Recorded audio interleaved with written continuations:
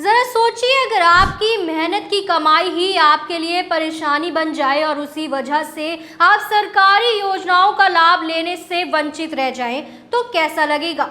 नमस्कार, मैं उमा सक्सेना और आप देख रहे हैं एक्सपर्ट टाइम। लेकिन अब हरियाणा के लाखों किसानों के लिए राहत की बड़ी खबर सामने आई है। मुख्यमंत्री नायाब सिंह सैनी के निर्देश पर सरकार ने एक ऐसा फैसला लिया है जिससे छोटे और बटाई पर खेती करने वाले किसानों को सीधा फायदा मिलेगा।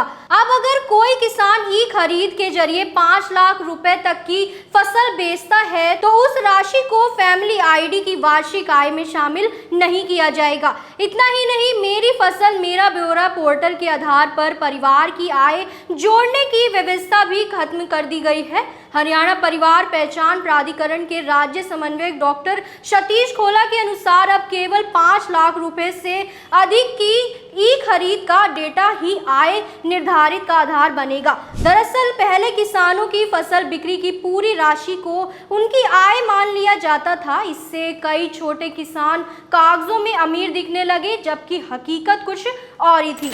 नतीजा यह हुआ कि हजारों पात्र किसान सरकारी योजनाओं, सामाजिक सुरक्षा और आर्थिक सहायता जैसी सुविधाओं से वंचित रह गए।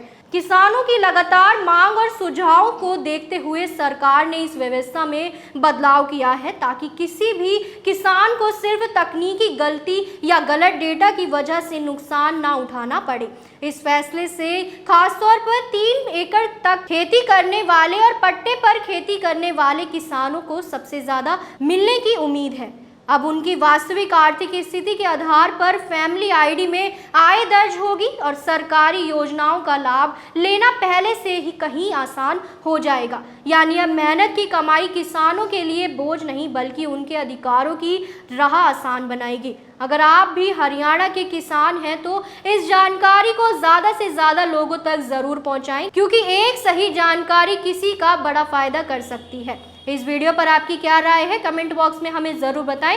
ऐसे ही ताज़ा अपडेट पाने के लिए हमारे चैनल को सब्सक्राइब ज़रूर करें। धन्यवाद।